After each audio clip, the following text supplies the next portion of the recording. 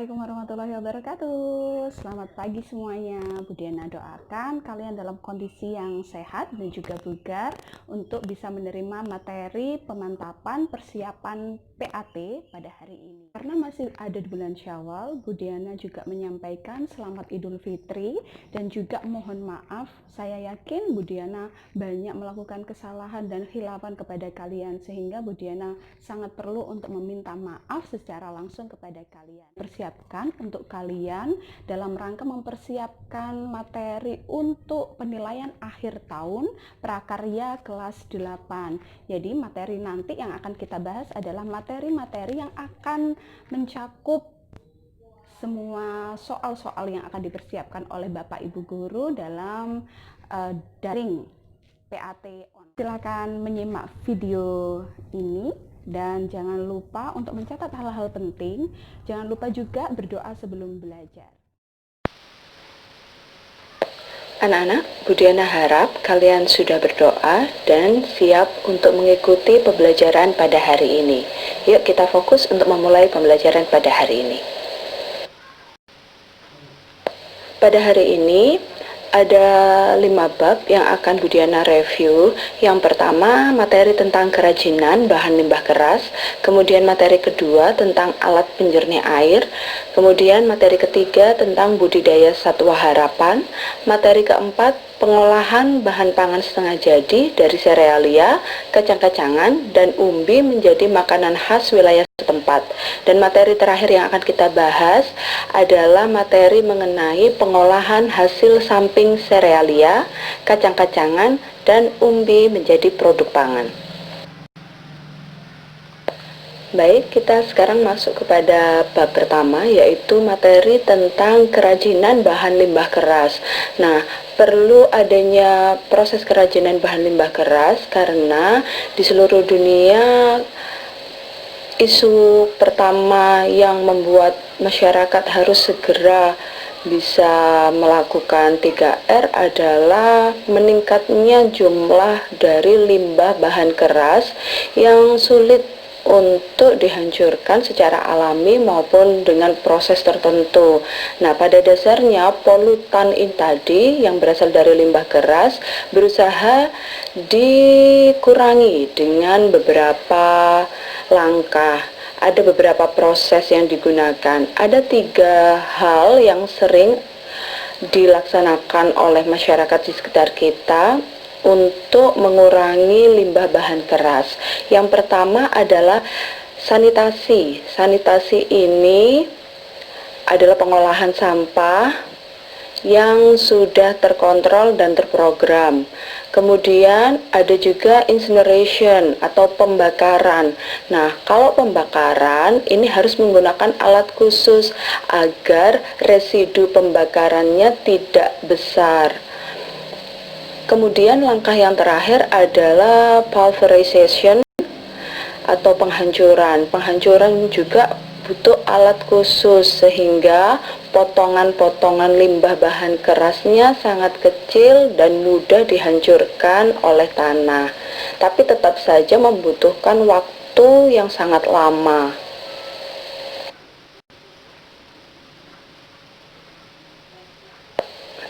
Nah, prinsip dari proses kerajinan bahan limbah keras adalah mengutamakan untuk menerapkan prinsip 3R. Dari 3R ini tadi kemudian dikembangkan sehingga kerajinan bahan limbah kerasnya merupakan kerajinan yang memiliki rancangan berkelanjutan atau sustainable design. Nah, kalau kita mengingat materi sebelumnya, prinsip 3R yang pertama adalah reuse. Reuse berarti bahan limbah yang bisa digunakan kembali sebaiknya digunakan kembali selama masih bisa difungsikan.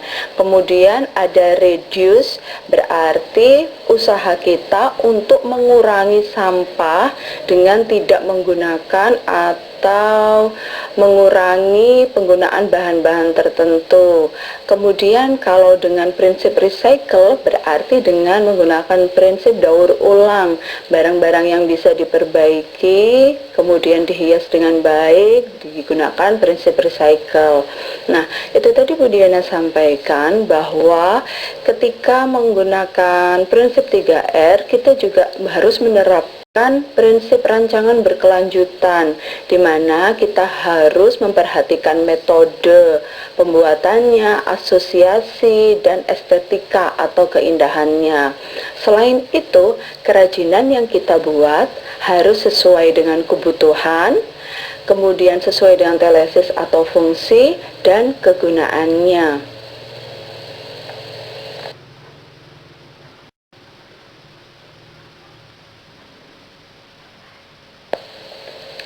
Ada dua jenis limbah bahan keras yang dapat digunakan sebagai kerajinan bahan limbah keras.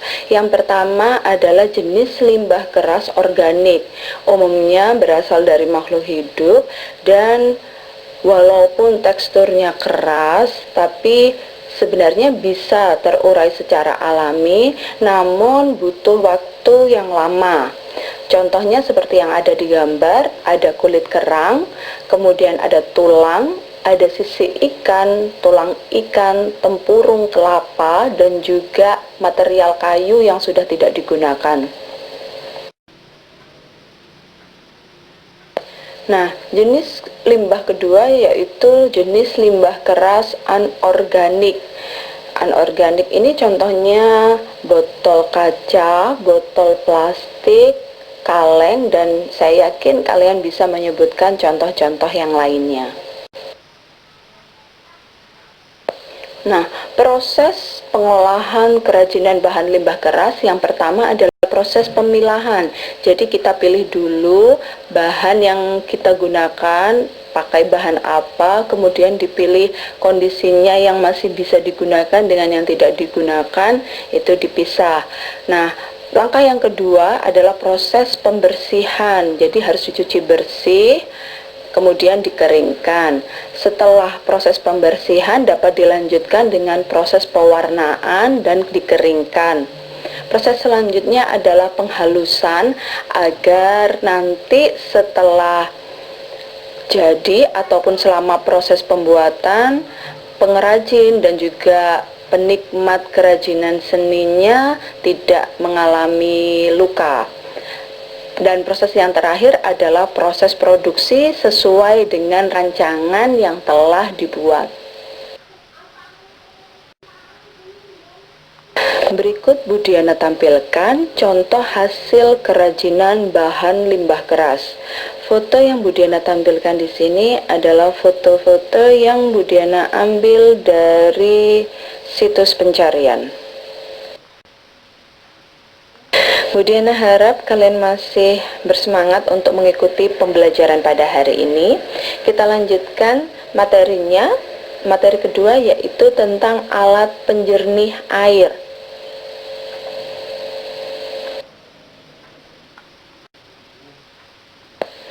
Anak-anak, proses penjernihan air perlu dilakukan jika air di lingkungan sekitar kita dinyatakan sebagai air yang tidak sehat. Air yang tidak sehat itu yang bagaimana? Berarti airnya keruh, airnya terdapat polutan, berbau, kemudian rasanya berubah. Itu menunjukkan bahwa airnya sudah tidak sehat sehingga perlu dilakukan penjernihan. Penjernihan sendiri dibagi menjadi dua, yaitu penjernihan dengan bahan alami dan penjernihan dengan bahan buatan. Nah, kita masuk ke materi yang pertama, yaitu tentang penjernihan air berbahan alami. Penjernihan air berbahan alami terdiri dari dua proses. Ada proses penyaringan, ada proses pengendapan. Di proses penyaringan ada proses SPC, ada proses aerasi, dan juga ada proses SPL. Proses SPC, saringan penjernih cepat, berarti prosesnya cepat dengan urutan penyaringan, kerikil ada di atas, pasir berada di posisi bawah. Kalau proses SPL, saringan penjernih lambat, berarti prosesnya lebih lambat daripada SPC dengan susunan pasir yang ada di atas, kerikil yang ada di bawah. Nah, kalau proses aerasi berarti proses menambahkan oksigen kepada air yang akan disaring. Nah, proses pengendapan ini dilakukan untuk mengendapkan beberapa bahan yang dianggap membahayakan oleh tubuh. Nah, proses pengendapan ini bisa menggunakan arang batok kelapa, bisa menggunakan biji kelor, tawas, dan juga kaporit.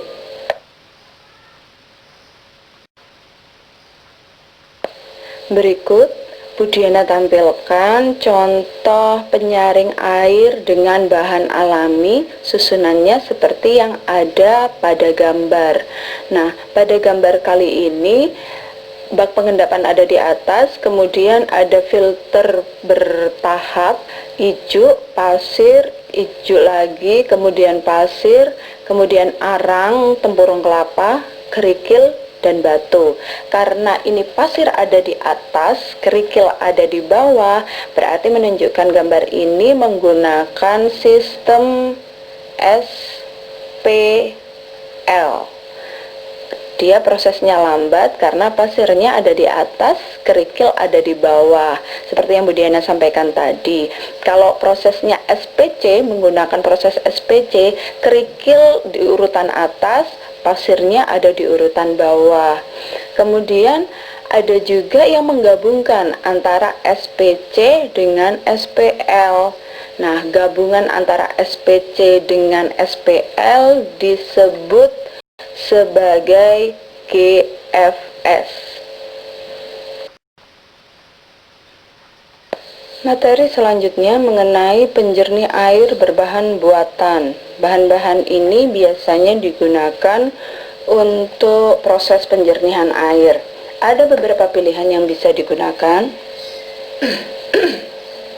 Yang pertama yaitu klorin. Klorin berfungsi untuk membunuh kuman dan virus yang terdapat pada air. Kemudian bahan kedua bisa menggunakan resin softener, yaitu bahan yang digunakan untuk mengendapkan kandungan lumpur. Kemudian juga bisa menggunakan resin kation. Resin kation sendiri biasa digunakan pada perusahaan air mineral dan juga PDAM. Kemudian bahan yang lain adalah pasir zeolit. Ini pasir hitam yang berfungsi untuk menyaring dan menambah oksigen. Bahan yang sering digunakan oleh warga biasanya karbon atau arang aktif karena dia berfungsi untuk menyerap kotoran dalam air. Ada juga yang menggunakan tawas. Tawas berfungsi untuk menjernihkan dan mengendapkan kotoran. Kemudian bahan yang bisa digunakan adalah PAC yang berfungsi seperti resin softener, yaitu mengendapkan lumpur yang ada di dalam air. Kita lanjut ke materi selanjutnya, yaitu materi ketiga mengenai budidaya satwa harapan. Berikut ini jenis satwa harapan yang banyak dibudidaya oleh masyarakat. Yang pertama adalah jenis cacing. Jenis cacing biasanya digunakan untuk bahan pakan dan juga bahan obat tradisional. Cacing ini baik sekali untuk para penderita penyakit tipes. Kemudian satwa harapan selanjutnya yaitu jangkrik. Biasanya digunakan untuk pakan burung berkicau. Kemudian satwa yang lain yaitu lebah madu, untuk diambil madu yang tentu saja baik untuk kesehatan dan daya tahan tubuh. Saya rasa kalian semua juga sudah tahu, jadi baik sekali untuk dikonsumsi. Dan juga lilin yang digunakan biasanya untuk bahan pembuatan sabun. Nah, Satwa selanjutnya yaitu ulat sutra. Ulat sutra ini termasuk hewan yang polivoltin. Polivoltin maksudnya dia berkembang dengan sangat cepat, perkembangannya sangat cepat, proses metamorfosisnya dia sangat cepat. Dan biasanya ulat sutra dibudidayakan untuk kebutuhan industri tekstil. Nah, kita sudah mempelajari jenis satwa harapan yang paling banyak dibudidaya di Indonesia. Selanjutnya, kita akan membahas mengenai sarana produksi budidaya satwanya. Budidaya satwa harapan tadi perlu memperhatikan bibit yang baik, kemudian pakannya harus tercukupi, tidak berlebihan dan juga tidak terlalu sedikit, sehingga satwa harapan yang dibudidaya bisa tumbuh dengan baik. Kemudian ketika kita membudidayakan satwa, maka kita harus siap memfasilitasi obat-obatan yang dibutuhkan, vitamin yang dibutuhkan. Air juga harus bersih dan kandang harus bersih dan mencukupi kebutuhan sanitasi dari hewan yang dipelihara. Teknik budidaya satwa harapan sendiri meliputi pemeliharaan kandang. Kandangnya harus selalu bersih, kandangnya cukup udara yang segar, cukup dengan sinar matahari. Kemudian pemilihan bibitnya harus bibit yang unggul. Jika kita ingin hasil budidayanya baik, tentu saja bibitnya juga harus baik. Pemberian pakan juga harus sesuai dengan kebutuhan satwa, tidak terlalu banyak, juga tidak terlalu sedikit. Nah, perlu juga ada pencegahan hama dan penyakit, sehingga dibutuhkan kebersihan kandang dan juga vitamin dan obat-obatan untuk menjaga kesehatan satwa yang dibudidayakan. Nah, kita beranjak ke materi selanjutnya. Jangan bosan dulu ya belajarnya, jangan bosan juga dengar suara Bu Diana. Kita akan bahas materi mengenai pengolahan bahan pangan setengah jadi dari serealia, kacang-kacangan, dan umbi menjadi makanan khas wilayah setempat.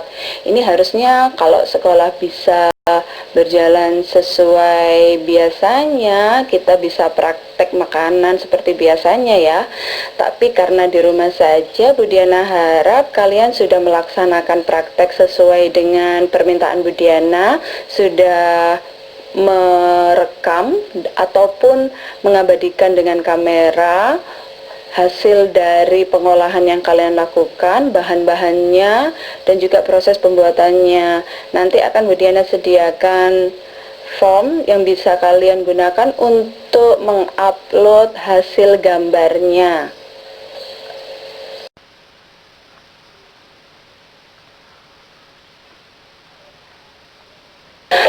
Anak-anak, pada materi semester sebelumnya kita sudah membahas mengenai apa itu serealia, kacang-kacangan, dan umbi.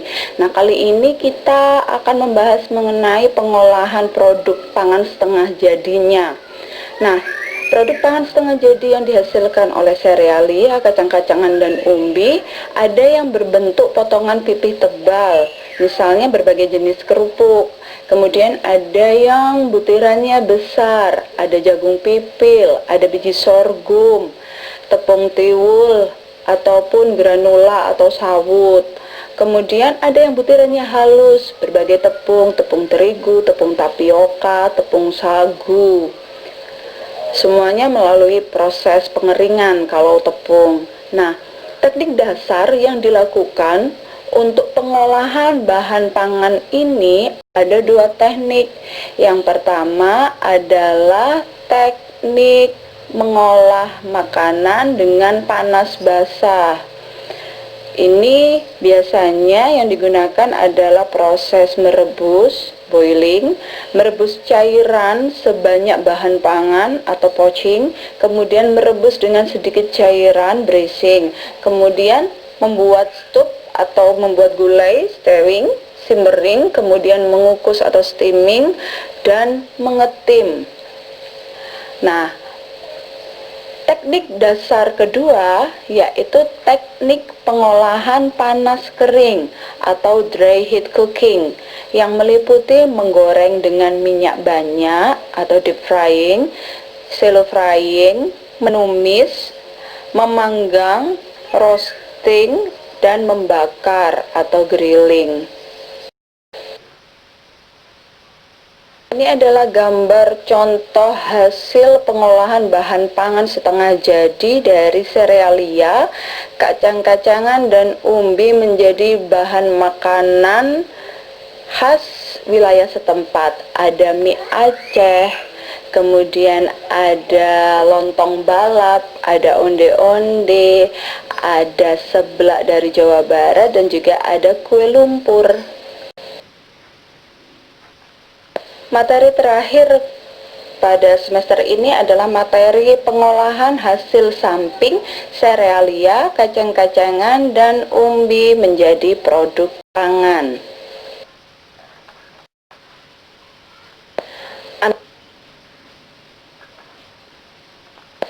Anak-anak, produk hasil samping yang perlu diingat adalah itu bukan produk utama atau bukan bahan utama yang dipanen dari proses pemanenan. Produk samping bisa berupa daun, misalnya saja daun singkong, kemudian daun ketela rambat, itu berarti produk hasil sampingnya. Atau bisa juga bagian endoderm atau bagian kulit dari padi, biasanya digunakan untuk membuat bekatul. Nah, pengolahannya sendiri ada pengolahan dasar dan ada pengolahan pengawetan. Jadi bisa langsung dikonsumsi, bisa juga diawetkan. Yang perlu diingat saat pengolahan kita harus menjaga kebersihan dan tangan tidak langsung menyentuh bahan. Jadi menggunakan sarung tangan berbahan plastik yang biasanya digunakan untuk proses pembuatan makanan. Nah, kebersihan itu sendiri akan membantu lamanya proses pengawetan karena tidak ada kontaminasi dari bakteri ataupun kuman ke bahan makanan yang diolah.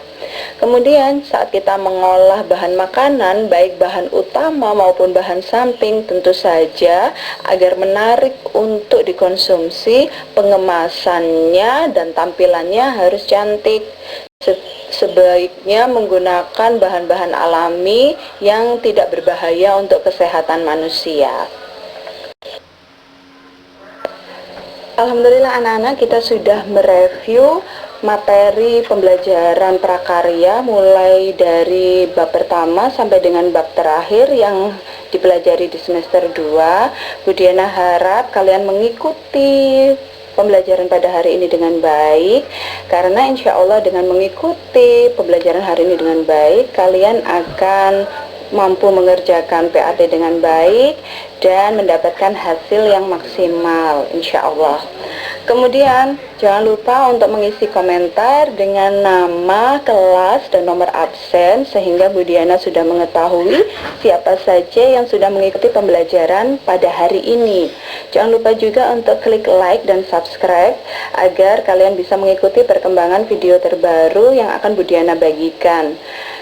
Dan khusus untuk siswa Bu Diana di kelas 8G, 8H, 8I, dan 8J SMP Negeri 3 Peterongan angkatan 23 ya kalian ya. Jangan lupa untuk mengunggah portofolio tugas kalian di G-form yang sudah Bu Diana sediakan di deskripsi box. Nah, anak-anak, yuk kita berdoa sama-sama agar wabah ini bisa segera berakhir sehingga sekolah bisa kembali normal, Bu Diana bisa ketemu langsung dengan kalian karena Bu Diana wis kewangen dengan kalian semua. Seakhirnya semoga video ini bermanfaat, semoga kalian di rumah dalam kondisi yang sehat dan juga bugar. Jangan lupa untuk di rumah saja, jaga kesehatan, jaga kebersihan. Tentu saja jangan lupa untuk senantiasa membantu orang tua di rumah. Tunjukkan bahwa kalian adalah anak-anak yang soleh dan solehah. Terakhir, Budiana doakan semoga video ini bermanfaat. Terima kasih sudah menyaksikan dan wassalamualaikum warahmatullahi wabarakatuh.